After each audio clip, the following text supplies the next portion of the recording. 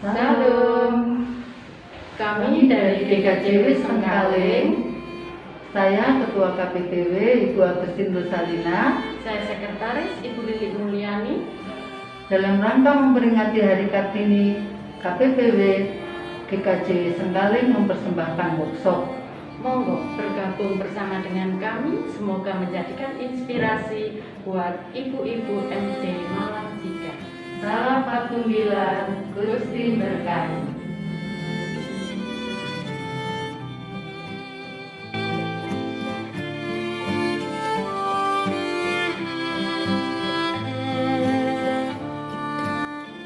Shalom Bapak Ibu dan rekan-rekan pemuda. Ingat tanggal 24 April jam 10 siang di GKJW Sengkaling hadiri ada workshop dengan tema cerdas menangkap peluang ekonomi. Jadi nanti kita akan belajar bersama-sama menangkap peluang atau membuka jejaring cocok bagi Bapak Ibu atau rekan-rekan pemuda yang lagi galau mencari peluang pekerjaan, menciptakan pekerjaan. Ayo sama-sama belajar dengan kami dalam workshop ini. Jangan lupa ya, ikuti kami bersama owner Siveria Jawa Food dengan saya Yosia Suryo Widodo. Terima kasih, Shalom.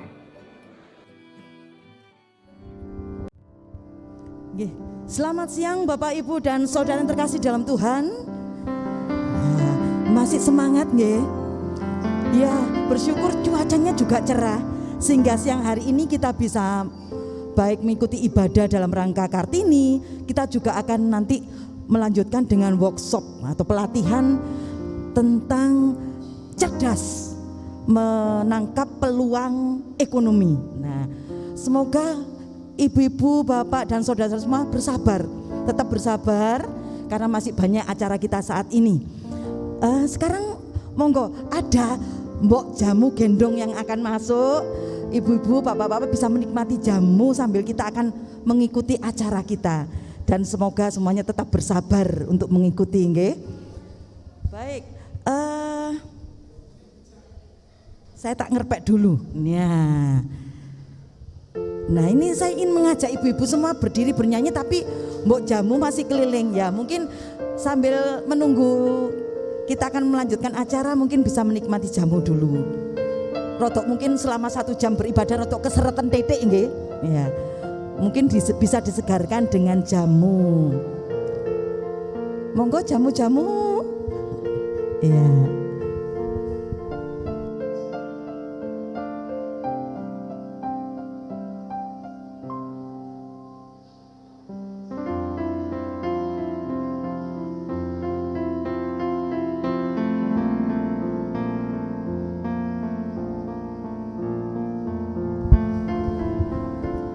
Semakin seneng dahar, badan juga semakin seger.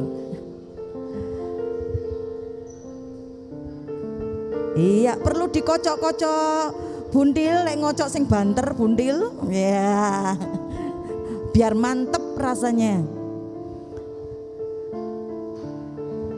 Nggih, monggo diunjuk, langsung diunjuk biar seger. Setelah seger baru kita akan melanjutkan acara kita siang hari ini. Monggo ke depan. Sampun seger.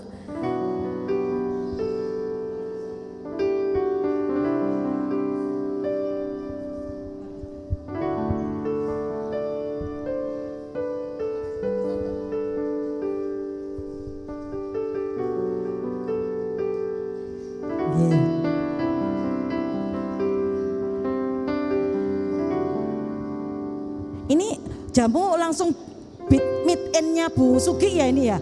Bu Sugi ngulek dewe nggih niki nggih. Marut dewe iki rupane. Aduh, luar biasa. Bagaimana rasanya jos nggih Bapak Ibu nggih? Wah, jos. Lo laris nggih. Ya, saya nanti belakangan nggih 2 botol saja saya cukup. Nggih. Bagaimana Bapak Ibu?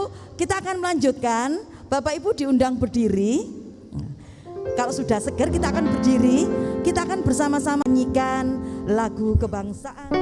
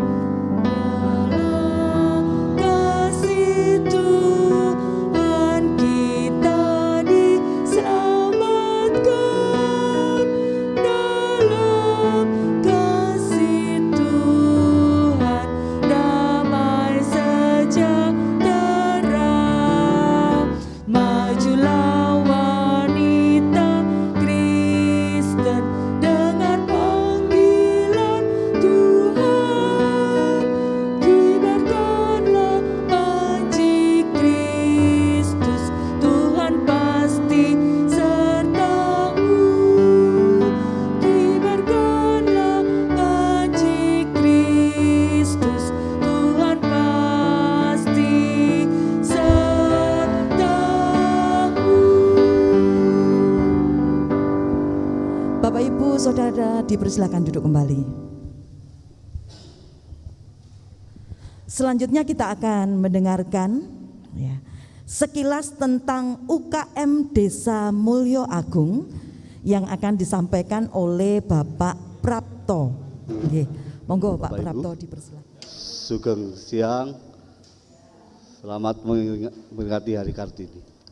Bapak Ibu, kami di sini dalam rangka memperkenalkan apa itu BUMDes. Tentu sebelum kita lebih jauh tentang BUMDes, kita akan bicara lagi tentang desa. Apa sih desa itu? Desa adalah sekumpulan masyarakat hukum ataupun masyarakat adat yang berhak mengatur dirinya sendiri dan tidak bertentangan dengan undang-undang di atasnya. Itu desa. Bapak Ibu yang terkasih, bahwa regulasi ataupun legal standing ataupun payung hukum yang diperlakukan setelah era reformasi itu adalah Undang-Undang Nomor 6 tahun 2014 bahwa tentang desa, bahwa kalau dulu itu desa membangun desa, sekarang itu desa membangun. Jadi desa itu membangun dirinya melalui dana-dana ADD yang diatur oleh PP 43 tahun 2015 tentang penggunaan dana desa. Dan BUMDes itu Bapak Ibu diatur oleh regulasi, oleh Undang-Undang Nomor 14 tentang Permen Desa Transmigrasi Nomor 4 tahun 2015 tentang tata kelola BUMDes.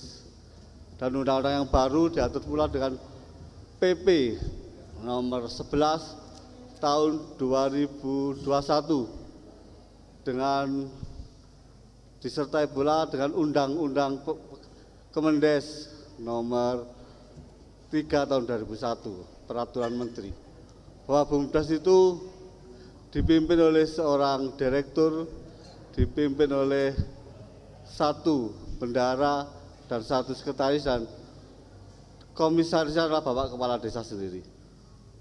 Apa sih BUMDes itu Bapak Ibu? BUMDes itu sama dengan kalau di negara kita ada BUMN, Badan Usaha Milik Negara, termasuk ada Pertamina, ada PT Pos, ada BI, ada Bapak, itu yang dimiliki oleh BUMN. Kalau di Jawa Timur pada BUMD seperti Bank Jatim. Nah, BUMDes itu adalah mengelola aset desa. Apa fungsi BUMDes? Adalah dalam rangka meningkatkan PAD desa dan menata perekonomian masyarakat desa. Ini cocok dengan UKM, bahwa desa adalah menata pertumbuhan ekonomi. Bapak Jokowi terus berulang-ulang bahwa semua kementerian-kementerian bekerjasama dengan BUMDes. Bapak Ibu yang terkasih, BUMDes Mulyo Agung ini adalah dalam menata kawasan wisata terpadu Desa Mulyo Agung, KWT. Dengan masuk di Jedak Ngasri itu ada KWT. Semua terpadu dalam KWT, kawasan wisata terpadu Mulyo Agung, dalam menata perekonomian desa. Termasuk sampah, itu juga mereka mengelola aset desa. Yang dipakai adalah tanah kas desa. Kita mempunyai tanah kas desa yang dipakai warung tani. Jenengan nanti warung tani Lenggan itu adalah bagian dari unitnya BUMDes. Unitnya BUMDes, dan itu adalah yang dikelola oleh BUMDes dalam rangka meningkatkan pendapatan asli desa. Bapak Ibu yang terkasih, BUMDes kita bergerak di dalam UKM. Kita punya warung-warung, punya outlet, punya pasar wisata minggu. Itu semua penjual-penjual kaki lima di situ kita wadai dalam bentuk kita bisa memberikan fasilitas. Bapak Ibu, UKM di sini luar biasa. Kita punya binaan miler Bapak Ibu. Miler sampai ekspor ke Hong Kong. Luar biasa ini di Jedak Ngasri. Itu binaan kita UKM-UKM. Dan Bapak Ibu, BUMDes hadir dalam rangka pembinaan UKM. Kita bekerjasama dengan BRI untuk penyaluran KUR. Monggo Bapak Ibu, yang UKM itu kita salurkan lewat BUMDes. Dan KUR itu kita sampai 100 juta. dan kita bantu untuk izin usaha yang keterangan di desa itu kita bantu. Bapak Ibu tidak usah datang ke BRI, cukup datang di BUMDes sudah dilayani. Kalau jenengan ke BRI mungkin antri, kita layani di BUMDes. Artinya kita fasilitasi. Kita sudah punya pusat oleh-oleh di Warung Tani. Artinya KUD kita branding by BUMDes di sana. Dan saya berharap dengan peringatan Kartini memotivasi panjenengan untuk wanita, wanita itu menjadi UKM. Artinya kita tidak mengandalkan dana A, dana B nanti. Kita beri fasilitas di sana. Kita punya outlet. Dan ke depan kita punya UKM-UKM yang itu kios-kios UKM itu, mumpung saya masih menjadi direkturnya, kita akan siapkan untuk mungkin dari kaum wanita itu punya outlet di sana. Kita bisa kita fasilitasi. Dan paling tidak kaum wanita di GKJW sekali itu menjadi piloting project untuk UKM. Kita fasilitasi. BUMDes hadir dalam rangka menata ekonomi desa. Karena ketika pergerakan ekonomi di desa itu diawali, maka secara nasional ekonomi nasional akan membaik. Itu semangat kami. Jadi harapan kami dalam peringatan Kartini ini memotivasi para kaum wanita GKJW untuk bergerak menjadi piloting project dalam UKM. Mungkin di sini ada Bu Eri Penny ya, yang rajutan punya rajutan itu bisa menjadi pusat oleh kita branding. Artinya kita bantu untuk membranding, kita bantu untuk pemasaran lewat KWT, kawasan wisata terpadu. Semuanya tertata di sini ini menjadi ikon Desa Mulya Agung. KWT itu kawasan wisata terpadu Desa Mulya Agung itu menjadi ikon Desa Mulya Agung, bahkan nanti menjadi ikon Kabupaten Malang dan Jawa Timur. Artinya kontribusi jenengan dengan kegiatan ini, mari kita berbuat nyata, berbuat real untuk menyejahterakan menata ekonomi masyarakat desa. Bersinergi kaum wanita dengan desa itu ada sebuah pelayanan kita. Kita berpelayanan Bapak Ibu. Monggo kesempatan ini kita gunakan sebaik-baiknya. BUMDes, saya menyediakan diri untuk panjenengan. Karena BUMDes sudah bekerja sama dengan Telkom dalam rangka desa digital. E-loket, semua tiket kita satu pintu. Kita dengan Telkom bekerja sama dengan Pegadaian, panjenengan untuk kredit emas itu bisa lewat BUMDes. BUMDes memfasilitasi semua kegiatan panjenengan. Saya berharap kehadiran kaum wanita Kristen mewarnai kehidupan ekonomi di desa. Itu adalah sebagai pelayanan kita. Mungkin karena keterbatasan waktu yang diberikan kepada kami tidak bisa bicara banyak.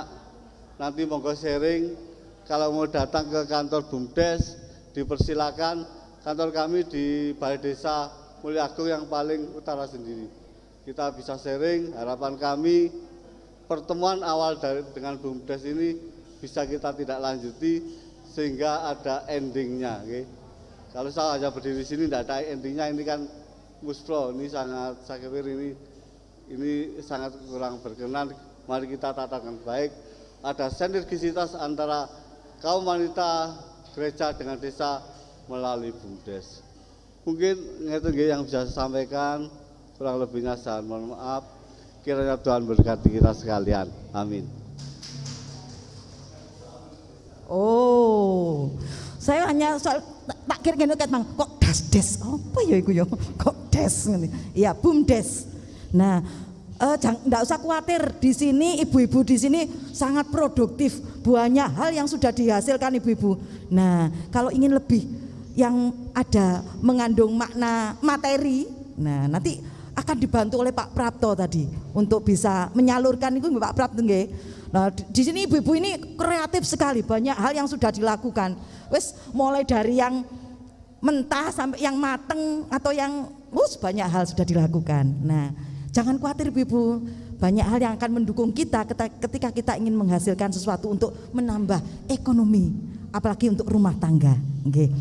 Baik Bapak Ibu, Ini yang kita tunggu-tunggu. Kita akan memulai saja acara kita siang hari ini, workshop tentang cerdas menangkap peluang ekonomi yang akan disampaikan oleh Bapak Yosea, kepada Bapak Yosea Suryo. Monggo kepada Bapak Yosea Suryo dipersilakan. Bapak sudah ngunjuk jamu? Oh, saya yang belum berarti Pak ya. Iya, monggo jenengan di sana, saya jamu sekarang. Oke. Shalom Bapak Ibu. Ya. Semangat nggih. Oke.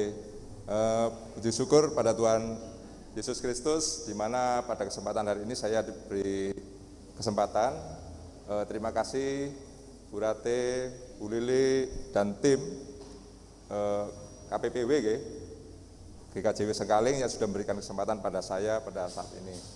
Oke, pada saat ini saya akan membawakan workshop, tapi saya lebih enak kita sharing aja ya, karena saya bukan praktisi, bukan dosen, juga bukan dari lulusan mahasiswa. Saya cuma lulusan SMA aja, tapi saya mungkin akan berbagi pengalaman. Kalau kita kasih teori nanti Bapak Ibu ngantuk nanti ya. Nanti kita diskusi dengan temanya workshop bagaimana menangkap peluang ekonomi. Ya, Bapak Ibu, sebelumnya saya mengucapkan selamat Paskah, karena Paskah hari ini merupakan luar biasa ya. Tahun ini Paskah yang ditunggu-tunggu, karena beberapa tahun yang lalu kita tidak bisa Paskah rame-rame, dan puji syukur ya pada Tuhan, Paskah kali ini kita bisa berkumpul ya, bisa merayakan rame daripada yang lalu. Dan selamat Hari Kartini buat ibu-ibu yang luar biasa, yang semangat. Tentunya yang hadir pada saat ini sudah meluangkan waktunya untuk belajar bersama-sama dengan kami. Oke. Sebelumnya saya ingin memperkenalkan diri. Ya. Itu ada slide-nya yang kami bagikan. Nama saya Yosea Suryo Widodo. Tanggal lahirnya 4 Februari 1979. Masih 43 tahun. Masih udah separuh ya. Kontraknya udah separuh ini. Ya. Kemudian saya sebagai ownernya CV Riang Java Food. Lu masih Ude Riang ya. Kemudian kita ganti CV itu baru 1 tahun ini. Nah, sepintas tentang CV Riang Java Food, kami bergerak di olahan makanan tradisional, yaitu gatot dan tiwul instan. Jadi usaha ini usaha keluarga ya. Awalnya memang dirintis oleh orang tua kami. Bapak sudah sebagai wirausaha, dulunya percetakan, kemudian juga petani singkong, kemudian mendapat inspirasi waktu itu jalan-jalan di pas ke rumah nenek yang ada di Malang, di Bantaran itu, rumahnya dari ibu asli Malang. Nah itu dibelikan oleh jajanan pasar ya, tiwul sama gatot, 1 cup atau 1 bungkus itu Rp1.000. Ketika makan itu, kalau di kampung 1.000 itu dapat buahnya, kalau sini cuma dapat 1 bungkus itu aja. Sedangkan di rumah kan singkong juga melimpah, punya singkong sendiri. Bagaimana kalau ini bisa dikembangkan? Awalnya dari situ. Kemudian mencoba memasak di rumah, ketika di rumah dimasak, kemudian kepikiran kalau dimasak aja kan enggak tahan lama ya, gimana supaya bisa kering, bisa awet. Kemudian mencoba dikeringkan, terus berproses kurang lebih hampir 3 bulan baru menemukan yang benar-benar kering dan standar untuk bisa dijual. Nah kemudian baru dari situlah mulai dipasarkan, dititipkan ke teman, ke saudara, dan berjalan sampai saat ini. Nah, saya sendiri mulai tahun 2000, setelah lulus SMA saya 98, kemudian sempat kuliah menjadi TKI di Malaysia 2 tahun. Nah tahun 2000 sudah balik, kemudian di rumah usahanya sudah mulai berjalan tapi tersendat. Artinya banyak ketika jualan uangnya nyangkut dan lainnya sih, produksi tapi tidak berkembang. Nah, akhirnya saya memutuskan untuk membantu orang tua karena tenaganya juga terbatas, pemasaran juga terbatas. Akhirnya mulai tahun 2000 sampai sekarang saya mulai bantu memasarkan, melanjutkan dari bisnis orang tua itu. Oke. Singkat cerita seperti itu, kemudian saya baru kemarin, November kemarin, juga menekuni dunia baru. Biasanya saya sibuk dengan dunia UMKM. Kemarin ditunjuk oleh Provinsi dan Jakarta untuk terjun ke dunia politik. Ya, jadi saya ditunjuk sebagai Ketua PSI Kabupaten Malang. Ibu tahu PSI itu apa? Ya, Partai Solidaritas Indonesia. Ketuanya Bro Giring. Oke. Kalau kita bilang partai biasanya kalau di gereja itu agak tabu. Tabu akhirnya agak belum hal yang lumrah untuk berpartai gitu ya. Tapi saya mencoba terjun di situ karena selama ini kita berjuang dengan UMKM, masyarakat di petani itu masih banyak sekali cita-cita, keinginan yang tidak tersampaikan. Ketika wakil kita sudah di sana, ternyata lupa dengan yang di bawah. Jadi saya berusaha menjembatani masuk di dunia itu supaya bisa mengawal langsung. Ya, jadi saya masih belajar juga di situ.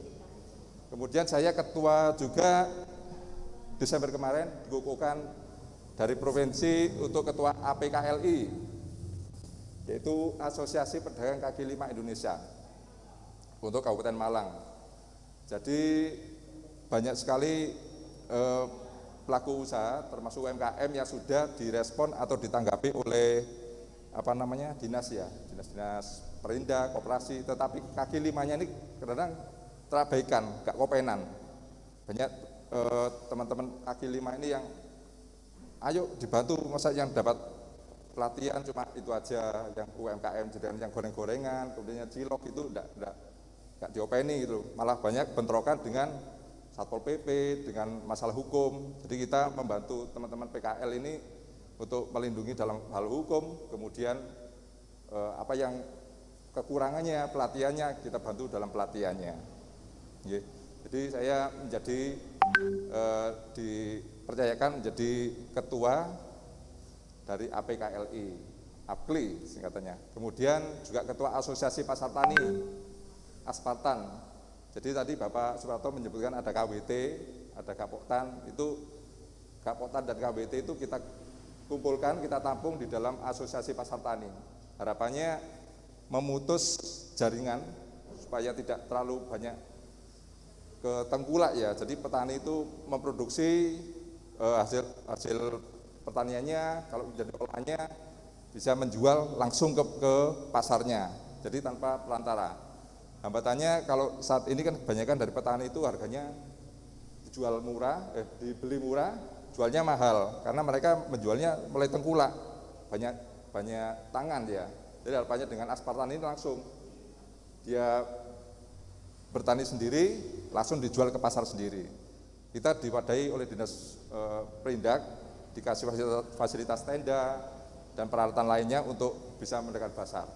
Saat ini kita juga basar Aspartannya di Kasembon.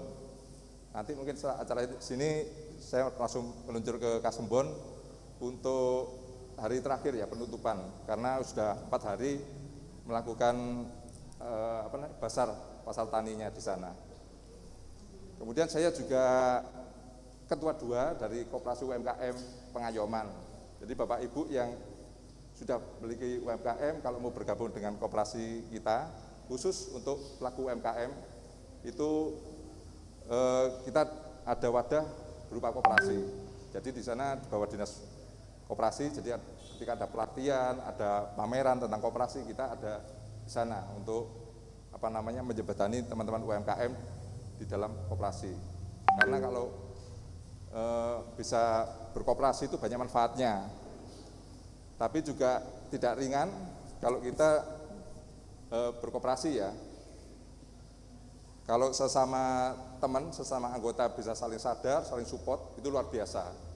Kemarin pandemi ini kita dapat dibilang menjadi banyak penyelamat ya. Artinya teman-teman yang terpuruk itu support modalnya dari kita. Jadi bisa bertahan karena koperasi ya bukan fungsinya dari kita untuk kita, mensejahterakan anggotanya. Jadi teman-teman koperasi sudah eksis, mulai berdiri itu sekitar tahun 2012 sampai sekarang sudah masih berjalan. Ya. Kemudian banyak sekali komunitas yang saya ikuti. Artinya komunitas itu apa sih fungsinya? Yaitu untuk membuka jejaring, ya, jejaring. Karena pasar kita itu ya dari saudara, dari teman, dari orang yang tidak kenal menjadi kenal, itulah pasar kita, pasar potensial kita. Tapi kalau kita sendiri tidak pernah berjejaring atau cuma di pasar terdekat aja, itu jaringannya kurang luas. Itu perkenalan dari saya. Langsung kita masuk ke workshop. Saya lebih enak kalau workshop itu langsung pelatihan, Bu, ya. Nanti saya harapannya ada waktu untuk mempraktekkan usaha saya, terutama Gatot dan Tiwul. Saya produksi Gatot dan Tiwul instan itu, ini peluangnya banyak. Artinya Gatot Tiwul itu bisa, monggo kalau yang bermitra, misalnya mau dijual lagi berupa instannya bisa, atau diolah menjadi jajanannya juga bisa. Nanti kita praktekkan, setelah nanti istirahat boleh sama melihat praktek, kita praktekkan cara membuat tiwul instannya. Kemudian ada nasi goreng tiwul, kita menjualnya ketika ada pasar aja, pameran pasar baru menjual nasi goreng tiwul. Banyak yang menanyakan pelanggan ketika jual nasi goreng, kalau beli di mana ya nasi goreng tiwulnya? Kita posisinya di Malang Selatan, di Pagak ya, jadi ya sulit. Padahal pasar kita banyak di kota. Nah, monggo kalau Bapak Ibu ada keinginan untuk membuka nasi goreng tiwul, berbisnis nasi goreng tiwul, sama-sama belajar masak nasi gorengnya. Tiwulnya kita siapkan, bahannya kita siapkan. Nanti mau mengembangkan, mau jadi menjual tiwul instannya atau nasi gorengnya, monggo, banyak peluang yang bisa kita tangkap. Oke. Masuk ke materi ya. Ini yang kita buat, bagaimana memulai usaha. Saya bacakan faktanya, 76% dari orang yang memutuskan untuk menjalankan bisnis kecil, mereka merasa sangat senang dengan keputusannya. Menurut survei tahun 2020 yang dilakukan oleh Wilden Financial Small Business Trend Alliance, menurut survei tersebut, pemilik usaha kecil memulai bisnis sendiri karena mereka siap menjadi bos bagi diri mereka sendiri. Namun sebenarnya harus memulai bisnisnya dari mana? Nah itu. Artinya dari 100% pelaku usaha kecil UMKM ya, 76% itu mereka merasa puas, bangga dengan keputusannya untuk menekuni usahanya. Ya. Karena apa? Karena mereka merasa bisa bebas, bisa menjadi bos sendiri, bisa menentukan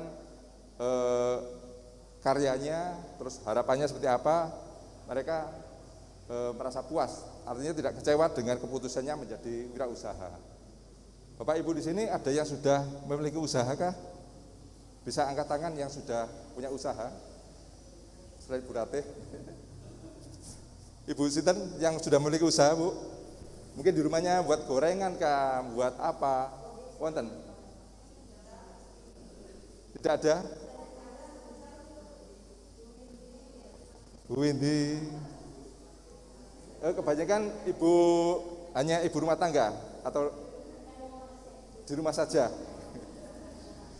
Bapak Ibu, ada yang punya keinginan untuk berwirausaha? Ada. Angkat tangan yang pengen. Nanti khawatirnya, iya, khawatirnya nanti ikut workshop ini tidak punya ingin apa-apa, cuma hadir aja tapi nggak punya keinginan. Tapi kalau lihat dari semangatnya Kartini kan luar biasa.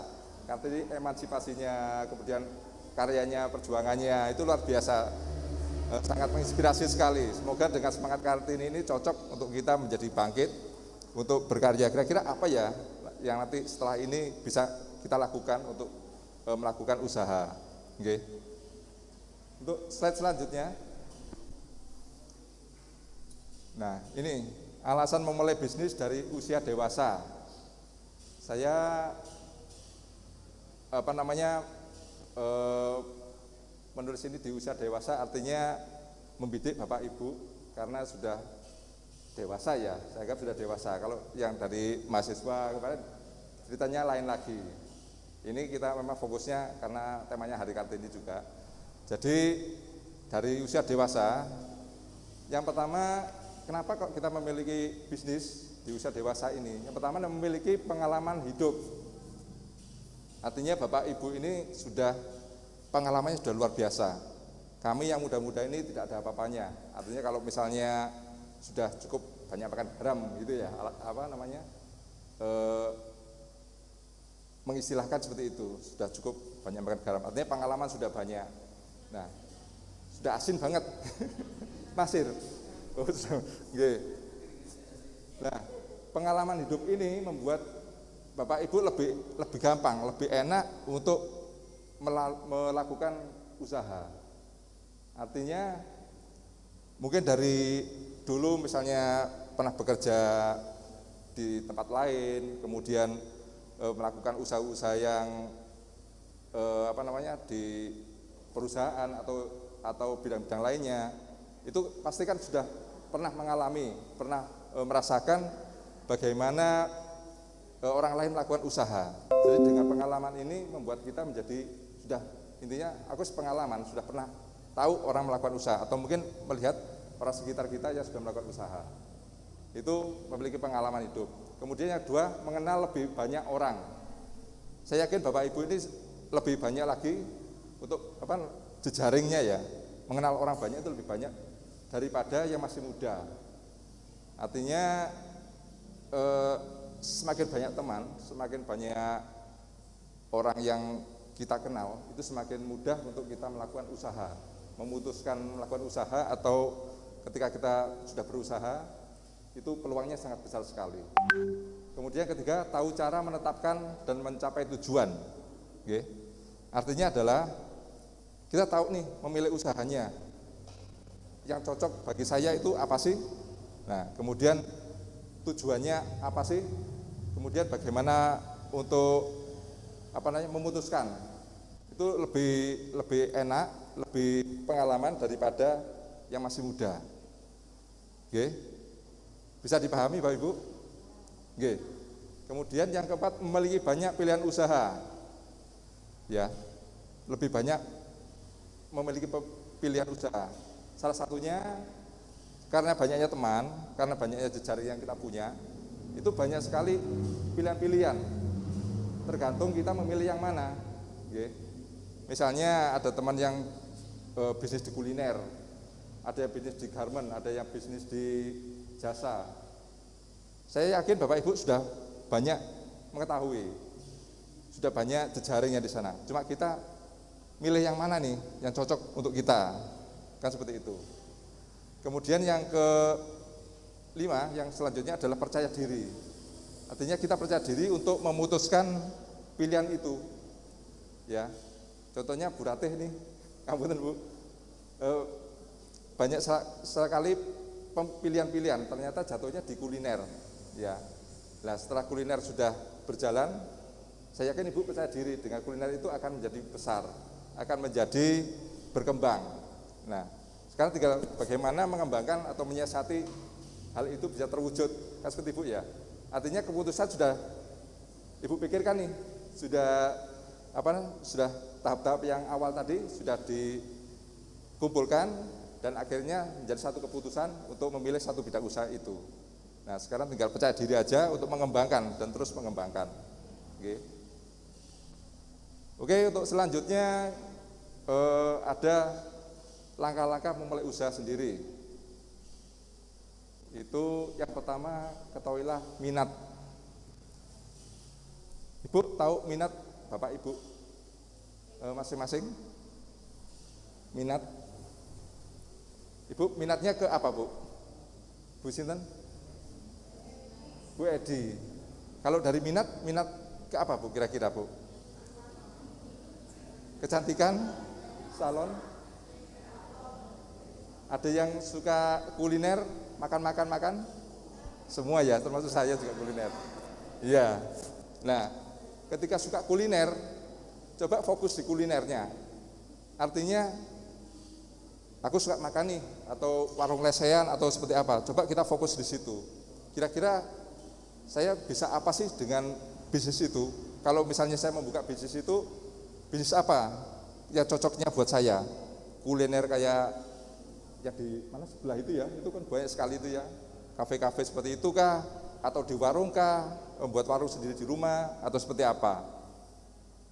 Kemudian kalau misalnya hobinya olahraga, misalnya olahraga atau sepak bola, bapaknya sepak bola, atau ibunya fitness, apa namanya, senam-senam seperti itu, coba ditekuni, kira-kira saya bisa masuk di bidang itu apa ya, menjual seragamnya kah, atau menjual alat olahraganya kah, atau kira-kira apa yang mendekati dengan hobinya, dengan bidangnya itu. Kemudian kalau memang suka jalan-jalan, nah itu bisa traveling, jasa menjual tiketnya, kemudian jasa pemandunya atau membuat apa namanya, jejaring ya, jejaring untuk perjalanan yang kita sukai itu seperti apa, kita tawarkan ke saudara, ke rekan kita, ke tetangga kita, ke semua mitra kita. Jadi fokus dulu ke minatnya. Ya. Kebanyakan orang yang fokus ke minat, bisnis di bidang bakatnya itu lebih bertahan, lebih enjoy daripada kita memaksakan. Saya nggak senang kuliner tapi saya pengen kuliner.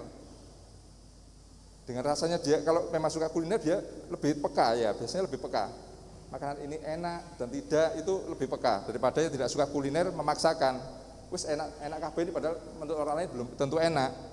Tetapi ketika itu kita suka kuliner, kita bisa mengkritik ke warung sebelah ini, kurang ininya nih, ke warung ini kurang ininya nih. Nah, saya cocoknya ya ini, yang cocok paling enak di sini. Kalau kita membuka kuliner itu, saya yakin itu pasti enak dan banyak pelanggannya. Tapi kalau memaksakan, saya rasa nanti tinggal nunggu waktu aja, bisnis kita akan tenggelam karena kita memaksakan. Kalau hobi, gimana pun namanya hobi itu ya namanya senang ya. Orang mancing itu hobi apa enggak ya? Kalau orang mancing itu kadang susah diobati ya. Kalau udah namanya hobi, wis biarpun malam atau biarpun waktunya di rumah sibuk atau gimana, saya punya teman juga gitu. Sesibuk apapun mereka masih bisa keluar lari untuk mancing, padahal hasilnya enggak berapa, tapi namanya hobi itu sudah susah diobati, ya, karena mereka senang gitu loh. Kalau udah hobi sangat cocok, itu yang kita ambil. Kemudian yang kedua, siapkan modal. Nah, modal ini yang repot ya, ya. Ada yang bermasalah dengan modal. Semuanya bermasalah dengan modal. Nah, pertanyaan sekarang gini, apakah semua bisnis itu harus memiliki modal? Apakah kita harus punya modal dulu untuk melakukan bisnis? Tidak. Kok bisa? Bisa menjawab, siapa yang bisa? Caranya gimana? Mau bisnis tapi nggak punya modal nih? Tergantung bisnisnya. Contohnya Bu yang tanpa modal?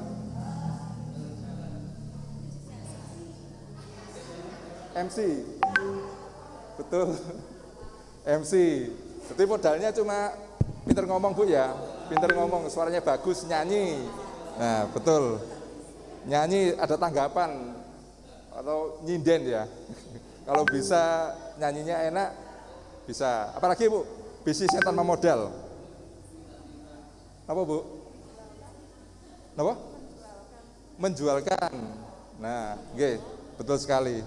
Saya setuju kalau menjualkan. Jadi begini, contohnya ya banyak teman-teman dari rekan saya sendiri ketika pandemi kemarin itu banyak yang sambat.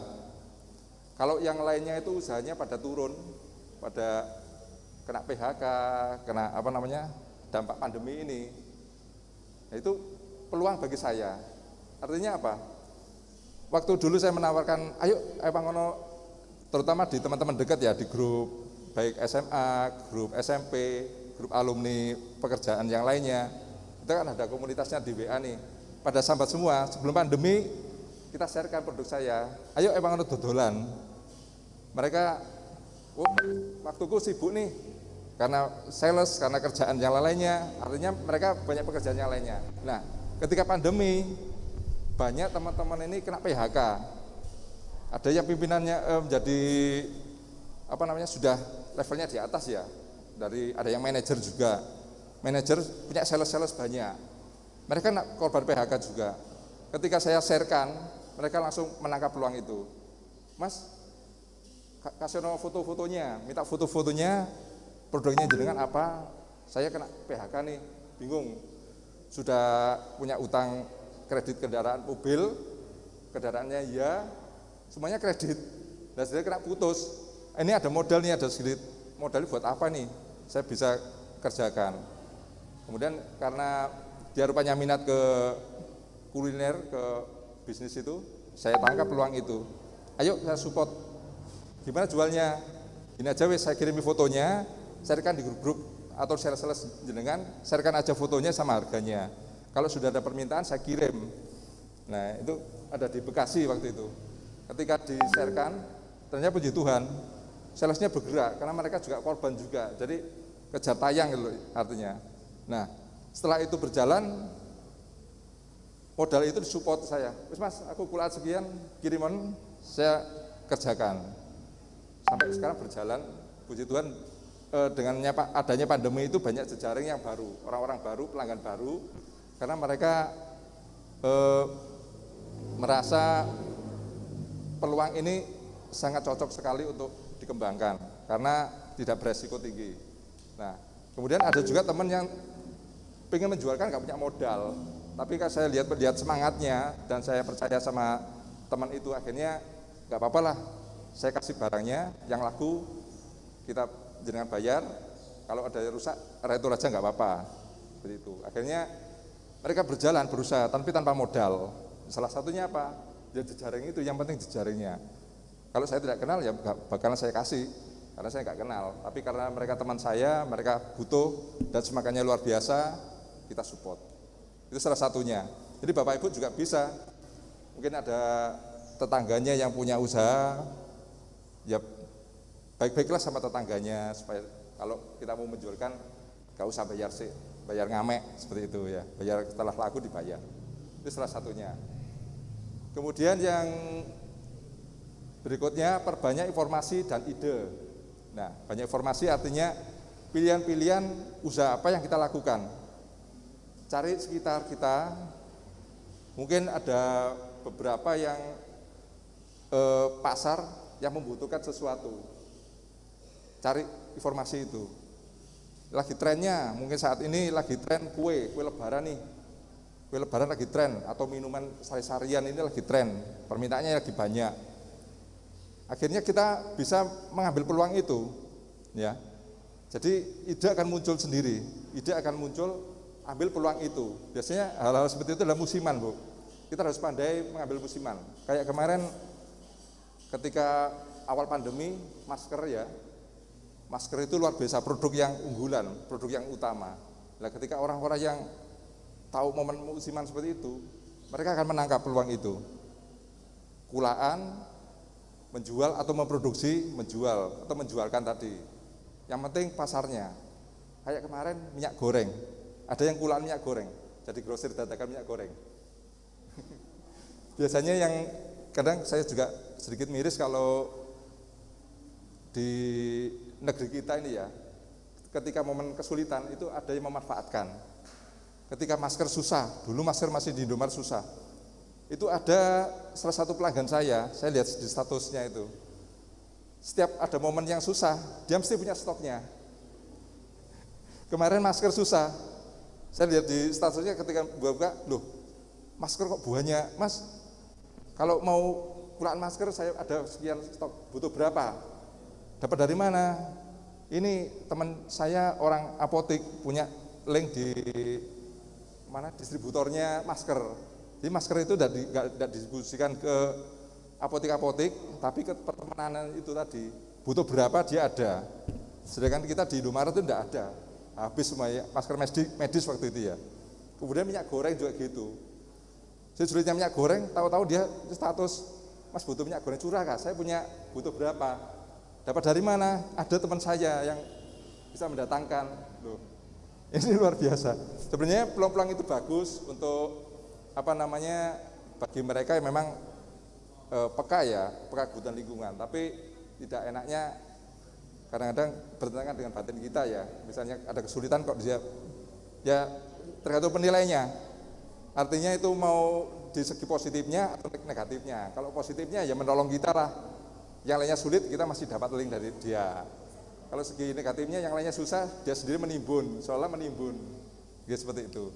Tapi ini merupakan strategi ya dalam poin perbanyak informasi dan ide tadi. Kemudian yang keempat, promosikan usaha. Jangan lupa untuk mempromosikan. Ketika usahanya sudah ada, tapi kalau kita tidak bisa mempromosikan, ya repot. Barangnya ada, minyak goreng ada, masker ada, tapi kita tidak bisa menjual, ya cuma ditimbun aja, muspro jadinya. Jadi uangnya uang mengendap. Di promosi juga saat ini juga gampang sekali Bapak Ibu. Promosi bisa melalui media sosial, bisa melalui pertemanan, bisa melalui komunitas, ya. Jadi banyak jejaring. Kalau yang media sosial saat ini kan banyak pelatihan juga yang melalui media sosial, ya. Dari Facebook, dari IG, marketplace yang lainnya. Bahkan sekarang orang menjual itu tidak harus memiliki toko, karena ada marketplace ya. Saya paling besar itu pemasarannya ada di Sanan. Kalau Bapak Ibu tahu di Lancar Jaya ya, Lancar Jaya Suwari, deretan itu oleh-olehnya luar biasa, rame. Ketika pandemi jatuh, turun semua oleh-oleh hampir turun semua. Nah saya ada pelanggan yang semakin meningkat kok daerah Sanan, tapi permintaannya terus meningkat. Terus saya dikirim ke rumahnya, susah, mobil nggak bisa, hanya sepeda motor yang bisa masuk lompongan gitu. Ternyata dia jual online. Permintaannya melebihi dari Lancar Jaya Suwari. Kalau Suwari itu saya kirim waktu pandemi sebulan mungkin masing-masing 50 bis ya, mungkin 100 bis gitu. Kalau dia sampai 500 lebih, 800 bis. Karena online. Dia nggak perlu karyawan, nggak perlu toko, cuma packing aja, ngelis permintaan siapa, ngelis jasa paketnya datang. Sudah selesai, uang dapat. Pembayarannya lebih enak, kemudian omsetnya lebih besar. Nah sekarang ini akhirnya banyak toko oleh-oleh yang mulai tutup gerbangnya nih, mulai gerundung semua. Itu tergantung kita pandai untuk mempromosikan. Oke. Yang keempat tetap fokus. Yang kelima ya, yang kelima tetap fokus. Artinya setiap usaha yang kita tekuni, fokuslah ke bidang itu yang sudah ada. Ketika ada kegagalan di situ, coba mencari informasi dengan bidang usaha yang sudah ada, yang sama dengan kita. Fokus saja dengan bidang itu. Terus pasarkan, terus promosi, kemudian terus kembangkan. Nah, setelah itu evaluasi yang terakhir. Evaluasi. Coba kita nilai nih, usaha yang kita lakukan sudah menghasilkan enggak nih? Kita usaha itu cuma gotong royong, kerja bakti aja, atau menguntungkan? Kalau hanya gotong royong tanpa laba, ya sudah, kita segera beralih ke bisnis yang lainnya. Kalau kita bisa mengembangkan, karena misalnya evaluasi, promosi kita nih yang permintaannya banyak, tapi kita tidak bisa mempromosikan, kita genjot ke promosi. Jejaringnya kurang, tetapi ketika itu sudah kita pasarkan, kita promosikan, sudah mati-matian ya harus kerja keras, ternyata tidak menghasilkan, nggak ada yang laku, ya segera beralih, jangan dipertahankan. Nah, itu evaluasi penting, karena kita terlena dengan bisnis kita, enjoy, wis ini senenganku kok laku nggak laku ya biarin aja, senenganku, paling atau untuk koleksi, lain lagi untuk koleksi ya, misalnya ada barang-barang apa, kita menjual nggak laku pun karena itu hobi, kita koleksi, itu tidak bisa dikatakan bisnis, karena kita udah dasarnya udah senang. Tetapi kalau memang untuk mencari uang, mencari laba, tidak ada pergerakan, ya segera eksekusi aja, segera beralih dengan usaha yang baru. Oke, masih semangat Bapak Ibu? Ngantuk? Oke, ada seng-sengnya ya? Oke. Oke, masih semangat ya? Coba angkat tangannya Bapak Ibu, angkat tangannya, semangat, goyang-goyang, goyang-goyang, lebih kenceng lagi, lebih kenceng, ya. Oke, goyang-goyang, kita pegang, Kita pegang kening kita. Kening kita dipegang. Kening kita dipegang. Oke. Bapak Ibu, keningnya sudah pindah kah? Ada yang sudah pindah keningnya? Oke. Masih fokus, Bu? Atau kena aroma ini jadi kita tergoda? Iya. Coba lagi ya. Goyang-goyang lagi tangannya. Kita pegang bahu kita. Bahunya kita pegang, bahu. Bahu kita pegang. Ya, Bu. Masih fokus, Bu ya? Bahu, Bu. Oh, baunya. Iya. Baunya ini pegang sama gini, Bu. Ini bau kita, Bu. Oke, kita lanjut selanjutnya supaya kita bisa langsung praktek nanti ya, biar tidak ketinggalan. Monggo Mas Filus. Nah, strategi usaha kita percepat lagi aja. Yang pertama, kenali pasar atau pelanggan. Nah, artinya ini strategi, Bu ya. Kenali, strategi singkatnya kita rangkum jadi 5 ini. Kenali pasar dan pelanggan. Pasar, kita mau usaha nih. Pasarnya siapa sih? Anak muda kah? Anak-anak? Bayi? Atau mungkin orang dewasa? Atau mahasiswa? Artinya kalau kita misalnya bidiknya bayi, kita bisa membuat makanan bayi itu, Bu ya. Biasanya kalau pagi-pagi itu di jalan itu banyak makanan bayi, bubur bayi, yang instan-instan yang diolah sendiri, homemade semua itu. Nah, itu bisa. Kalau pasarnya mahasiswa, kalau di sini apa, Bu? Pasarnya mahasiswa ya? Kafe. Nah, adakah kafe yang membuat di perkampungan jauh?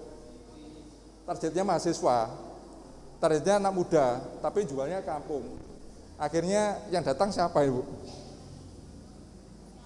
Pos kamling. Jadinya sepi.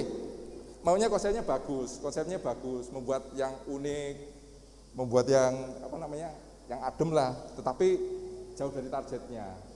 Akhirnya ya muspro, enggak tembus. Kenali pasar.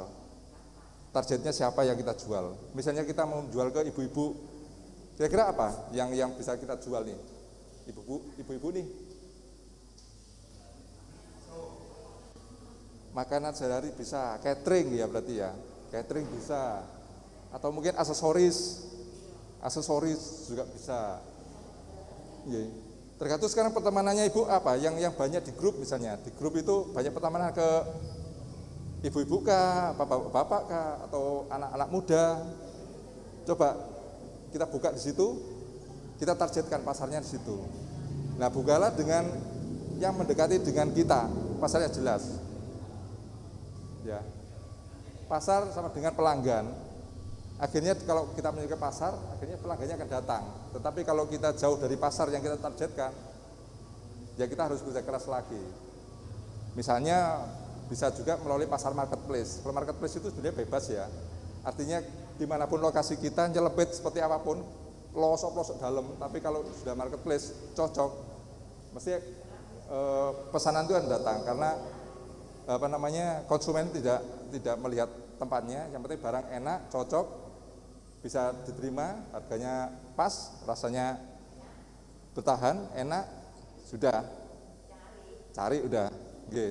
Yang kedua, memilih lokasi pemasaran yang tepat. Berhubungan ya dengan lokasinya. Kalau di sini sangat cocok, kalau lihat di kafe-kafe itu penuh semua, kalau malam itu penuh-penuh. Karena lokasinya strategis, cocok. Tetapi kalau kita membuat produk yang jauh dari targetnya, ya sudah alamat. Artinya tidak akan mendapatkan harapan seperti kita maksimal, harapan yang maksimal ya. Kemudian selanjutnya memanfaatkan media sosial. Tadi untuk pemasarannya melalui WhatsApp, pertemanan, atau mungkin yang ini media sosial, khususnya media sosial, bisa IG, bisa marketplace, Facebook, dan lainnya. Kemudian keempat, menawarkan promo yang menarik. Beli 2 gratis 1, beli 1 gratis 1 misalnya. Itu banyak. Nah, sekarang biasanya kita kejebak untuk tidak bisa memberikan promo, Bu. Saya juga kadang-kadang seperti itu, karena harga yang kita jual, patok itu harganya selalu udah turun, udah mepet. Nah, kita mempermukan mengambil harga dari mana ini? Ya. Nah, ketika kita punya produk, usahakan produk itu harganya sudah kita up-kan. Sudah kita up dengan tujuan, tidak apa-apa, suatu saat barang kita sepi, tapi kita bisa, harga itu bisa kita mainkan ke promo. Kita kepromokan, beli 2 gratis 1. Kalau bisa barangnya jangan memotong harganya langsung ya. Harga jangan dipotong langsung, tetapi lebih baik harga dikasih beli 2 gratis 1. Artinya biar produk kita banyak yang keluar, biarpun nilainya sama ya. Biasanya sekarang 10.000, saya potong 8.000. Itu kalau bisa dihindari. Tapi mendingan dihitung lagi gimana caranya supaya beli 2 gratis 1. Jadi barang kita keluar 3. Kalau beli 1 kembali uangnya, potongan harga ya cuma beli 1 aja, barang kita masih utuh. Tapi kalau promo itu barang kita keluar semua. Ya. Itu salah satunya. Yang selanjutnya menawarkan promo yang menarik. Yang kelima mengikuti tren perkembangan zaman. Tren, Bu. Kalau sekarang lagi trennya apa kemarin yang lagi booming itu, kalau kuliner itu macam-macam boba-boba gitu ya. Nah, boba-boba, buahnya boba. Kemudian ada lagi kopi-kopian. Ya, macam-macam rasa kopi, es-esan itu ya. Nah, itu tren. Kalau kita cuma menjual kopi hitam aja, kopi gempo ya, kopi gempo itu apa sih, Bu? Kopi sak gegem, jagungnya sak tompo. Ya, gempo. Jadi kalau diminum kletis-kletis ya. Itu enak sekali itu kopi gempo. Biasa di kampung-kampung kita sering nemu gempo. Iya. Nah, kalau kita mengikuti tren, artinya produk kita masih terjual. Tetapi kalau kita masih fokus kewenceng ya bisa aku seperti ini ya, mau nggak mau belian nggak tahu beli nggak apa-apa. Ya sudah, mereka akan berganti ke yang lainnya. Tetapi kalau ketika produk kita bisa kekinian, contohnya saya jual tiwul. Kalau tiwul itu kan pakai kelapa, Bu ya, yang manis itu kelapa parut ya, rawuan tiwul kelapa. Tetapi kalau kita membeda anak-anak, nggak ditoleh, Bu, nggak mau. Apa ini makanan apa? Nah, kemarin saya minggu kemarin life skill di sekolah SKK Kalam Kudus itu kelas 1, kebetulan anak saya juga ada di sana. Saya nawarkan gurunya, ayo Bu, kita memperkenalkan makanan tradisional. Saya tak masak tiwul di sana supaya anak-anak ini kenal tiwulnya.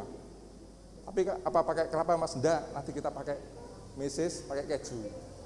Nah, kita masak, kita cetak itu kayak cetakan kue mawar, kue putu ayu. Kemudian mereka satu persatu maju. Mau rasa apa? Keju apa coklat? Coklat. Kita kasih susu buahnya, kita taburi meses. Kemudian kita kasih keju, kita kasih susu putih, kita kasih keju, parutan keju. Mereka makannya seneng, Bu, lahap. Artinya tergantung bidikan pasar kita seperti apa. Inovasi yang penting. Oke, selanjutnya Mas Bilus. Nah, merek dan brand. Jangan lupa kalau kita punya produk, merek dan brandnya harus disiapkan. Apa itu merek dan brand? Itu sebuah nama, istilah, tanda, simbol atau desain atau kombinasi diantaranya yang bertujuan untuk mengidentifikasi barang jasa tujuan membedakan antar pesaing. Jadi merek dan brand ini kita pikirkan sebelum kita pasar kita keluar, kita jual di luar. Bapak Ibu tahu merek dan brand saya? Ini salah satunya. Mereknya sebenarnya ini Riang, ini kayak kita buat merek ya, brand kita ya, brandnya Riang. Tetapi ini tidak bisa dipatenkan. Artinya ini sebagai nama usaha Riang. Lah merek kita yang bisa dipatenkan itu Uwena. Sebenarnya merek Uwena. Mereknya Uwena. Riang kata sifat. Jadi sudah tidak bisa dipatenkan menjadi nama merek. Tetapi ini menjadi brand atau logo, maksudnya ke logo. Ya. Coba Mas Firus yang selanjutnya kita masuk ke logo. Nah, ini logo. Logo yaitu tulisan atau gambar yang memiliki makna tertentu untuk mewakili seperti lembaga, organisasi, perusahaan atau produk. Ya. Beda Bu ya, logo sama merek ya. Kalau logo itu lambangnya, bisa lambangnya atau riang ini tulisan juga bisa menjadi logo. Contohnya kalau kita mau jalan-jalan ke kota, ada huruf M merah, kira-kira apa Bu? McD. Kemudian ada logo gini. Di sepatu kita ada logonya seperti ini, Nike. Nah, kok bisa mengenal itu Bu? Ya itu karena brandnya ya. Ketika sepatu itu dijejerkan tanpa mereknya, biarpun itu produksinya Nike ya, dijejer tanpa logo, kira-kira Ibu bisa bedakan nggak? Ini punyanya ini punyanya ini, tidak bisa. Nah, logo itu dan merek itu bisa menjual produk kita lebih mahal, lebih lebih menjual. Contohnya kopi Starbucks, yang mahal apanya Bu ya? Mereknya. Kalau kopi kita misalnya kopi Gempo tadi, kita kasih masukkan di botolnya Starbucks, kita jual 20.000 aja, kira-kira laku enggak ya? Iya.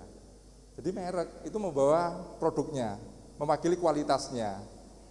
Jadi kayak sekarang produk saya, tiwul misalnya jalan ke oleh-oleh, jangan kaget kalau tiwul sudah mulai banyak beredar.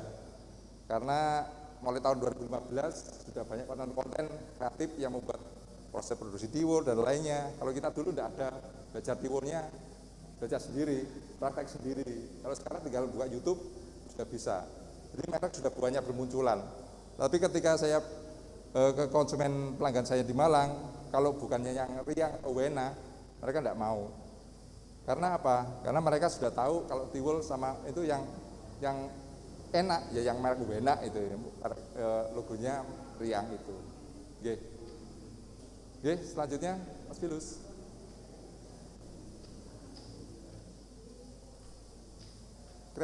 Kriteria logo yang efektif.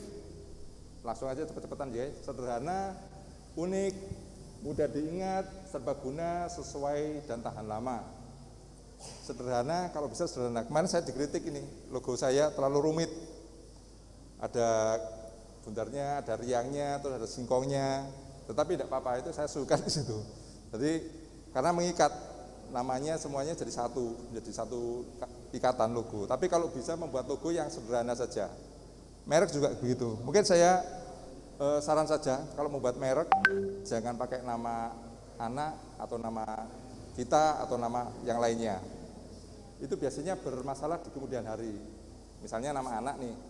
Ketika anak kita dewasa, usaha itu bisa berjalan, ketika itu akan diwariskan, ini perusahaan kita akan diwariskan, biasanya rebutan. Anaknya merasa ini punya aku ini, tapi yang lainnya, loh ini juga orang tua saya juga merupakan bagian dari itu.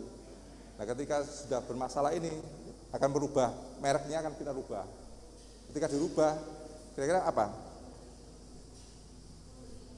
Pelanggannya akan kabur. Produknya sama, misalnya jamu, mereknya fit gini aja, dianggap jamu fit gitu ya, sehat, jamu fit, jamu sehat. Nah ini sudah terkenal nih, tetapi ketika jamu ini kita ganti mereknya, jadi merek jempol misalnya, kira-kira orang mau nggak beli jamu fit ini lagi?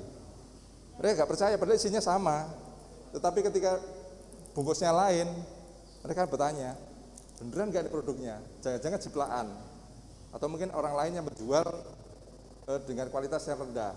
Itu dampaknya.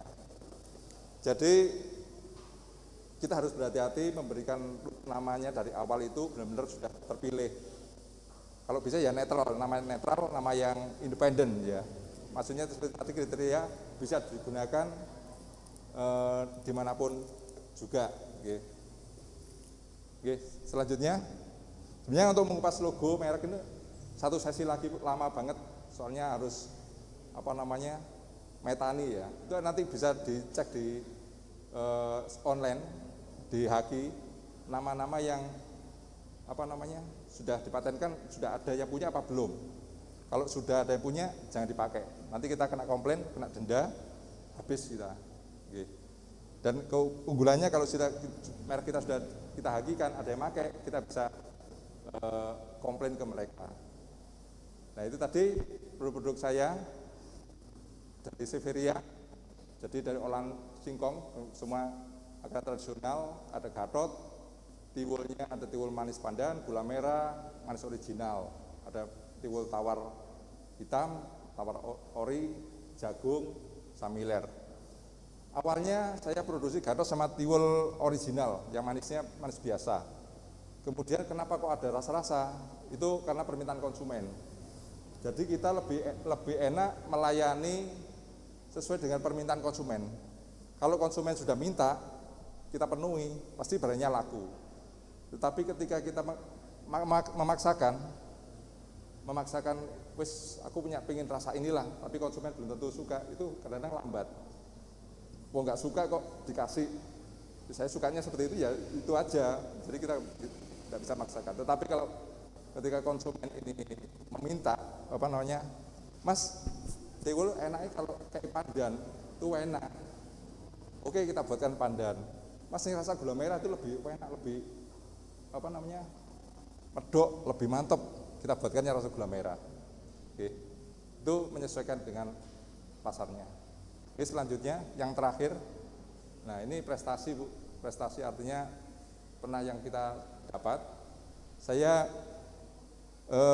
pertama mengikuti lomba itu tahun 2002 mungkin ya, pertama kali itu diselenggarakan oleh Dinas Pendidikan, dari Dinas Pendidikan, olahan makanan tradisional,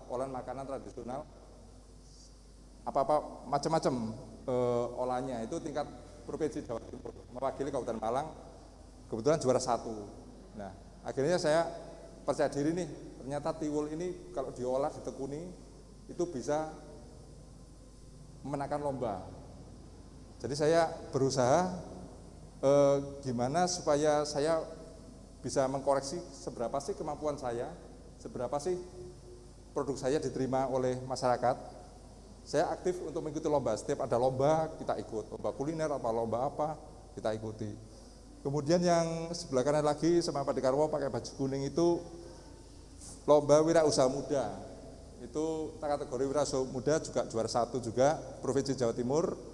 Kemudian yang sebelahnya lagi sama Pak Dekarwo lagi lomba UMKM Award. Itu juara 2 UMKM Award Jawa Timur. Kemudian yang bawahnya Adikarya Pangan Nusantara itu juara 1. Adikarya Pangan Nusantara artinya dari awal proses dari pertaniannya, kemudian olahannya, endingnya seperti apa, dampak masyarakatnya seperti apa, itu dilombakan juara 1 tingkat Jawa Timur, kemudian dipromosikan tingkat nasional. Ketemu sama Pak Suswono dan mendapat penghargaan oleh Presiden Susilo Bambang Yudhoyono di Istana Negara tahun 2012. Jadi gara-gara tiwul saya masuk Istana Negara mendapatkan penghargaan. Siapa yang nyangka Bu ya? Orang kampung saya tidak pernah bermimpi, tidak bayangkan. Ya pokoknya saya menjual tiwul, menjual ini supaya tidak supaya tidak musnah lah, kita pertahankan. Ternyata kita tekuni, kita fokus, akhirnya bisa masuk istana juga. Akhirnya mendapat juara 1 di Jawa Timur, penghargaan tingkat nasional oleh SBY. Dan itu juga UKM buat tingkat provinsi Jawa Timur juga. Nggih. Saya rasa itu Bapak Ibu yang bisa saya sampaikan. Nanti mungkin lebih mengenal lagi kalau ada tiwul kita bisa praktek masak bareng-bareng, masuk bisa nyicipi. Kalau ingin belajar nasi goreng tiwul, resepnya apa sih? Monggo, bareng kita buka-bukaan aja. Harapannya paling tidak ada 1 atau 2 orang ibu-ibu yang bisa bisnis atau mau bingung mencari peluang usaha bisa join dengan kami. Oke, itu aja matur nuwun. Mohon maaf bila ada perkataan yang mungkin tidak berkenan. Saya minta maaf dan semoga acara hari ini bisa berjalan dan memberikan manfaat bagi Bapak Ibu semua. Nggih, matur nuwun, Gusti berkati. Oh, masih lemes? Ya, itu tadi yang disampaikan oleh Bapak Yosea. Saya yang tidak bisa itu fokusnya, Pak. Saya itu orang yang tidak tetap pada pendirian, Pak Yose. Usaha ini kok gak pati rame, pindah yang ini. Sampai anak saya itu bingung, mama ini kok gonta-ganti. Lah koyo iki mananwi. Ternyata saya yang fokus yang tidak bisa. Ya yang kedua sih ya modal memang. Agak madul gitu. Nggih. Sebenarnya ingin hasratnya membara, Pak, tapi ya kalau tadi mungkin ada yang reseller itu tadi, ya saya mau mencoba reseller itu tadi. Tapi wis kadung laris lali ngoreksi, takut saya gitu malian. Lali lek wayahe ulangan meneng gurung gawe soal tatono asik golek duit nggih. Ya. Baik, Bapak Ibu, selanjutnya sebelum kita praktek itu ya, kita akan membagikan hadiah. Ternyata di tengah-tengah kegiatan kita ini tadi ada juri tersembunyi, terselubung. Ada 3 kriteria. Yang pertama itu katanya terkartini. Kemudian ada lagi yang terserius. Mosok ibu-ibu serius kok santai semua ya. Terus ada lagi yang terheboh. Wah. Ini Bu Agustin perlu memanggil juri apa enggak ini? Oh, apa? Tersemangat bukan terheboh. Soalnya saya membayangkan diri saya sendiri gitu ya. Iya, cerminan diri. Bayanganku kalau saya bilang terheboh, siapa tahu saya yang dapat gitu loh tadi harapannya. Ternyata tersemangat.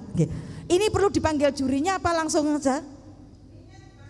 Nggih, supaya membacakan, saya kan nggak tahu siapa yang dapat, kan berarti jurinya ini ya. Oh nggih, untuk juri terkartini, monggo Bapak Pendeta Nurdwi. Waduh, mungkin tadi ibu-ibu sempat ada yang disawang difokusi sama Pak Pendeta, begitu berarti alamat oleh iki mesti. Iya, monggo Pak Pendeta untuk juri. Pak, berarti satu-satu dulu nggih. Oh, berarti yang tersemangat dulu dengan jurinya Bapak Pre Hadisase. Monggo Pak Pendeta. Semoga semangat Kartini yang ada itu melekat di hati dan mewarnai hidup dalam keseharian. Kebetulan saya dipatah jadi juri peserta peringatan Kartini yang tersemangat. Saya melihat semuanya semangat, jadinya sulit untuk menentukan. Cuman ada satu penghargaan yang luar biasa menurut saya. Jadi ngambilnya semangat itu ukurannya sudah sepuh, tetapi masih kersa rawuh. Kemudian datangnya juga tidak terlambat, duduknya di depan. Untuk itu maka saya selaku yang dipercaya untuk menentukan siapakah peserta yang paling semangat, maka ini perlu diketahui bahwa keputusan juri tidak bisa diganggu gugat. Dan untuk menentukan siapa yang paling semangat, saya tadi sempat merenung panjang dan sangat lama. Pertimbangannya begitu luar biasa banyak, sehingga saya memutuskan bahwa untuk peserta yang ada, yaitu peserta sebagai pemenang Kartini tersemangat tahun ini adalah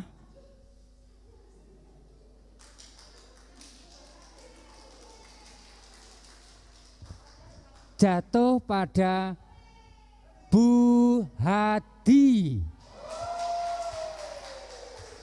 Bu Hadi tadi pinarak di depan sini, katuran Bu Hadi. Lalu kemudian mainkan bass drum dan 3.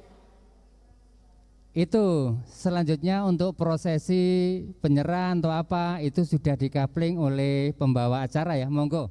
Bu Hati sabar dulu nggih, monggo.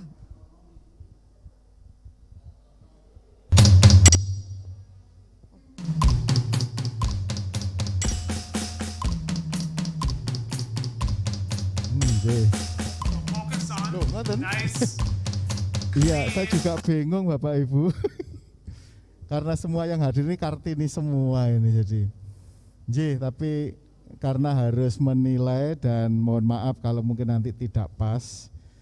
Begitu, tapi itulah yang nanti jadi penilaiannya. Karena hanya penilaian tunggal, jadi ya manut saya saja. Ngaten nggih? Nggih. Masa milih buluber aku. Nggih, yang terkartini Bu Watiyu, ngaten. Nggih, matur nuwun.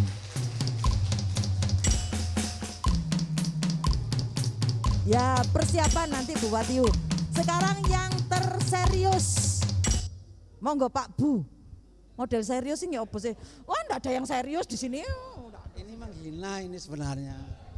Tahu kalau saya enggak bisa serius, jadi saya diserai yang serius. Padahal tadi kriterianya saya ngambil yang paling tidak bisa serius tadi ada 3. Sudah. Terus yang paling serius karena ibu-ibu ini betul-betul disiplin, semuanya itu serius. Terus hati nurani saya ini sebenarnya kan tidak bisa goroh. Lah kalau semuanya ini terus gimana? Kasihan panitia. Apa nih? Hadiahnya terbatas cuma 3 gelintir. Akhirnya saya ambil kesimpulan saya foto di sini. Pokoknya ada yang ngantuk sama tidak itu kelihatan di sana. Jadi terus terang aja maaf yang menilai serius dan tidak serius itu bukan saya. Ini saksinya di foto ini. Itu kelihatan. Jadi ibu-ibu jangan merasa sedih atau merasa sakit hati kalau tidak terpilih. Kalau saya lihat semuanya tadi secara fisik saya lihat dari sana. Waduh lah serius kabeh hadiah engko opo. Cek aku krungu kok kono kok. Ya, jadi dengan berat hati terus saya di depan jeding sana saya berdoa. Tuhan, saya mohon tidak disalahkan untuk pemilihan Kartini pada hari ini yang paling serius. Sebab kalau kacamata saya ini tidak saya pakai, semuanya itu serius. Nah, terus akhirnya ngambil itu tadi. Jadi mohon maaf siapapun yang terpilih jangan merasa terlalu bangga.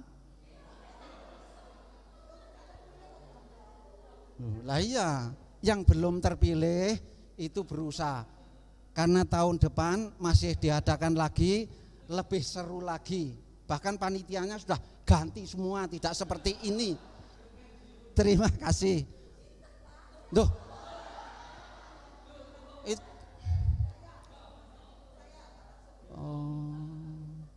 Yang dari kebetulan ini tadi Bu Hadi pakai baju merah, ininya merah. Pas sekali saya enggak semayanan sama Pak April loh tadi. Ya, sama Pak Pendeta juga enggak. Tapi ya itu tadi loh dari anu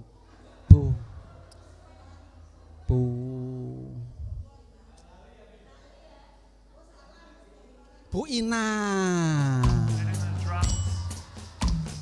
Ya, jadi menurut di HP saya yang paling serius, paling cantik hari ini Bu Ina. Yeay, ketemu sudah. Nah, yang tidak dipilih Pak Bu, jangan khawatir karena Pak Bu sudah siap neraktir nanti ya. Monggo, yang sudah disebutkan tadi Bu Hadi, Bu Watiyu dan Bu Ina, monggo ke depan dan mohon kesediaan Pak Krisdianto yang akan memberikan hadiahnya. Monggo Bu Hadi. 3, 4. So first learn that.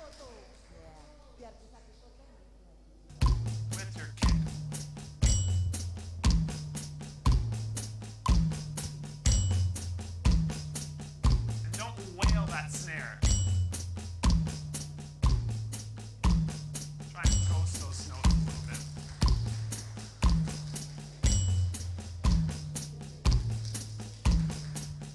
Nice. Ya, inilah Kartini terkini, terserius dan tersemangat untuk tahun 2022. Nah, ibu-ibu kita akan sekaligus langsung foto bersama nggih. Mumpung tidak duduk, masih berdiri semua, ibu-ibu diharap ke depan, kita akan foto bersama. Monggo semuanya kita ke depan, foto sebentar, setelah itu nanti kita akan berdoa dan berpindah posisi. Monggo semua.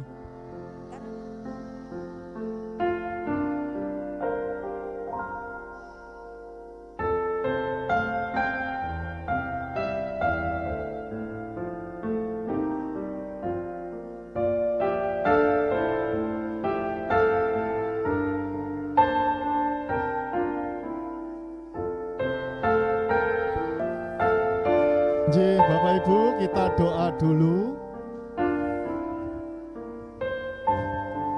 Sebelum pindah lokasi kita berdoa. Baik, kita satu hati dalam doa.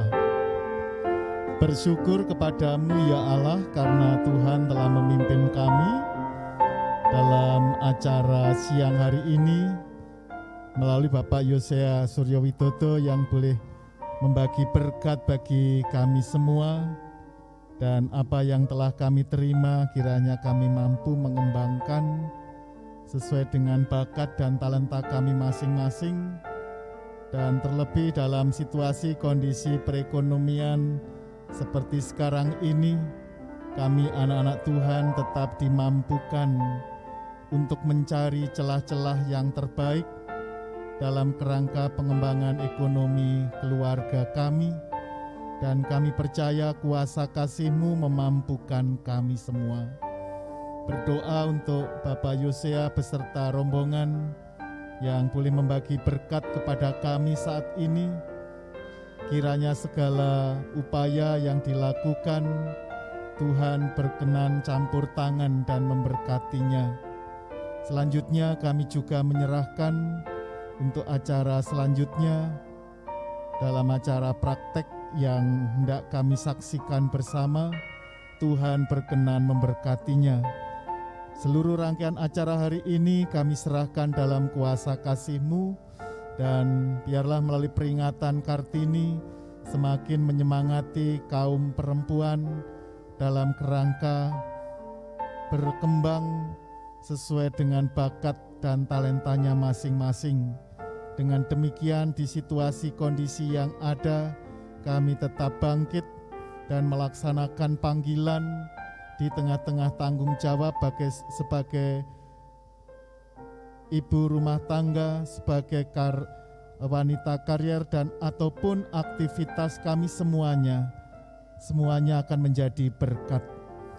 Demikian doa permohonan kami, dan jika nanti rombongan Bapak Yosea akan kembali ke tempat tujuan, Tuhan tuntun langkahnya sehingga sampai di tempat tujuan dalam keadaan selamat. Dalam nama Tuhan Yesus kami berdoa. Amin. Atas nama gereja kami mengucapkan terima kasih kepada Pak Yosea. Tuhan memberkati panjenengan. Matur nuwun, saya serahkan kembali ke Bu Luper. Matur nuwun.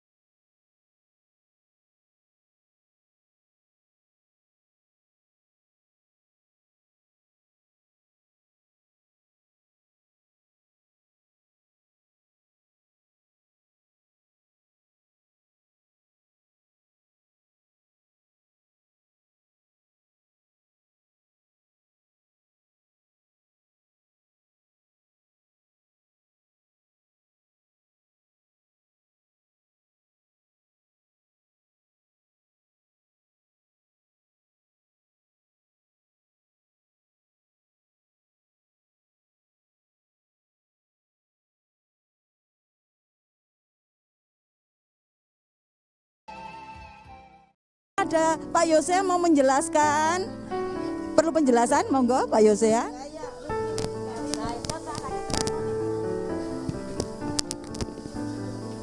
Oke, Bapak Ibu, sebenarnya kalau tiwulnya yang nasi goreng itu ada tiwul hitam. Jadi tiwul hitam itu tawar yang kita fermentasi, jadi lebih punel, lebih pulen. Jadi bahannya dari gatot sebenarnya. Gaplek yang hitam kita tepungkan menjadi tiwul hitam. Yang tiwul insan hitamnya ada sendiri di meja itu. Salah satunya ada di sana. Kemudian yang daharnya lebih enak, jangan dicampur Bu ya. Yang untuk jajanan khusus sendiri pakai kelapa, yang hitam khusus untuk nasi goreng mawon. Modelnya seperti nasi mawut ya Pak ini ya? Iya. Kok kita sepintas kasih baunya nasi kayak mawut. seperti nasi mawut. Hitam-hitamnya tadi apa Pak? Gatot? Bahannya Oh, hampir tiwul. tepung hitam kayak gatot Bu. Jadi tiwul tawar yang hitam. Iya, monggo ibu-ibu yang belum menikmati dahar. Nah, sudah disiapkan nasi goreng tiwul. Ini contohnya tiwul tawar hitam yang buat nasi Bukan, goreng. Bu. Tiwul Jadi bentuknya hitam. Sepertinya tiwul. Oke. Ini Tiwul, lebih punel tiwul. Bu, lebih pulen karena bahannya kayak gatot ya, dari bahan gatot tepung gaplek yang hitam. Jadi bisa juga untuk tiwulnya tawar yang putih, juga ada yang tawar putih. Tapi kalau dicampur nasi putih hampir sama ya, hampir mirip putihnya. Kalau ngambil ya. Kuning jadinya.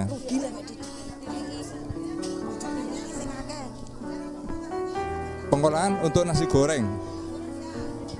Ya, apakah seperti biasa Iya. Pak? Jadi kalau untuk masak nasi goreng, tiwulnya kita masak terpisah Bu ya. Yang tiwulnya kita masak sendiri.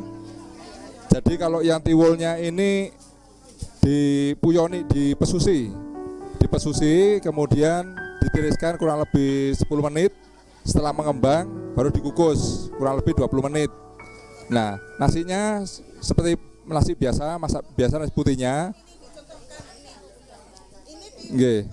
Itu yang Nah, sudah ini dipususi. kalau sudah kukus ya, sudah matang Bu ini. Sudah dikukus, sudah matang, baru dicampur nasi putihnya. Nah, pencampurannya sesuai dengan selera. Kalau mau, ada juga yang diet suka full nasi tiwulnya aja tanpa nasi putih, bisa juga. Tapi kalau nasi tiwul aja biasanya lebih lengket ya, lebih lengket, lebih pulen ya. Tapi dicampur nasi putih supaya supaya mawur. Nggih. Nah, nasi putihnya sama itunya sesuai selera. Biasanya kalau ada pesanan suka banyak tiwulnya, monggo. Kalau banyak nasi putihnya, monggo. Itu salah satunya. Masak untuk bumbunya itu hampir sama, bumbu Jawa ya, nasi goreng Jawa hampir sama. Cuma kita kasih sayur-sayuran supaya tidak belengeri ya, lebih enak kalau banyak sayurnya. Monggo Bu disekesaken. Masih banyak. Ayo ibu-ibu, Ini jangan memang kita sedikit siapkan. ya. Kalau mambil yang banyak, monggo. Nggih. Masih banyak, dibuatkan banyak. Waduh, ini berarti alamat bungkus iki. Kalau untuk nasi, kalau jajan tiwulnya, tiwul yang manis itu tinggal diperciki aja, yang kering instan diperciki, kemudian dibiarkan 10 menit sampai mengembang, baru dikukus setengah jam. Nah, ketika dikukus itu bisa dicampur dengan parutan seretan gula merah. Bisa gula merah atau mesis atau kasih coklat, monggo, bebas mawon. Tadi yang katanya putrane jenengan yang tadi di macam-macamnya berarti seperti ini, Pak. Nggih, yang manis ini. Tapi Di atas. dicetak Bu. Oh. Kalau ketika dicetak itu setelah mengembang yang kan kukus tiwul kering, dikasih air, diboyoni air dingin, dibiarkan mengembang 10 menit. Nah, itu baru dicetakin, ditaruh di cetak, kemudian cetakannya itu dikukus. Kayak nyetak putu ayu, kayak ngukus putu ayu. Nah, setelah matang cetakannya dilepas, baru atasnya dikasih Topping toppingnya. apa? Betul. Saya kasih pernah toppingnya. membuat itu kumblewotong begitu, Pak. Terlalu Apa? banyak airnya. Bukan air panas ya? Jangan air panas. Kalau air panas resikonya blotongnya banyak. Nggih. Karena langsung Salah. mengembang. Ya, saya Tapi salah. kalau air dingin dia ngembangnya pelan-pelan. Nggih. Ini kalau ini jangan direndam Bu ya. Cukup diperciki, dipuyoni mawon. Nggih. Kalau ini boleh dipesusi. Kalau yang tawar dipesusi boleh. Tapi kalau yang manis jangan dipesusi. Nggih. Nggih, dipawur-mawuri air dingin aja. Wonten di YouTube. Ada YouTube-nya. Siap. Nggih. Iya, cara memasak tiwul instan itu sudah ada. Iya, oke. Monggo yang tambah nasi gorengnya luar biasa. Uweco. Padahal aku durung nili 11 nih lho. Tapi kok sawangan ibu-ibu pada tanduk nih berarti kan enak ini. Enak Bu. Koyoke enak koyoke lho ini Bu Ratih ya. Belum Iya. Koyoke ngiler aku. Ndak yang salah nih Papi loh. Saya pegangi ginian ini loh untuk apa ini? Cek gak sarapan. Enak ya Pak ya? Oh, rasanya bagaimana? Enak Bu, enak sekali. Bu, merek kita mereknya enak Bu. Kalau Ternyata- enak itu kan biasa, Ya. tapi ini enak. Katanya Pak lebih Enaknya enak pol. kalau pakai jangan pedes itu katanya begitu. Oh iya, betul. Ditambah jangan pedes tambah enak katanya. Nasi tiwul tapi bukannya nasi goreng Bu. Nasi tiwul biasa, sayur pedes, santan pedes. Nggih, sayur pedes. Sayur ikan ya. Iya, mbak iwak segoro niku sih. Nah, tambah suwip. Oke. Selamat menikmati Bapak Ibu semuanya makan siang hari ini yang istimewa dengan nasi goreng tiwul dan tiwul manis dengan kelapa. Ya, sekarang dahan tiwul bayangno iwak laut, Pak. Ya, mungkin terasa.